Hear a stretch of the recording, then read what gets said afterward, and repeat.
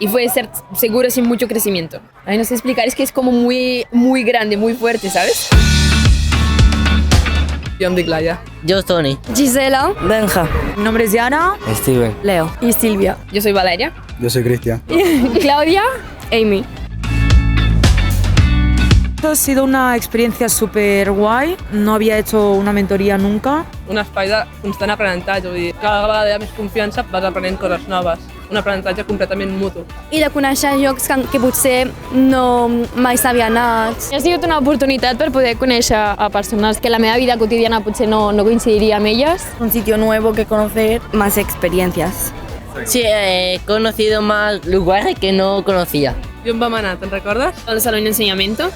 Hemos ido al gimnasio juntos, hemos ido a caminata de montaña. Al salting. Al cine. O sea, hacer el robot, o sea, un robot. A museos. Sí. ¿Qué actividades hemos hecho?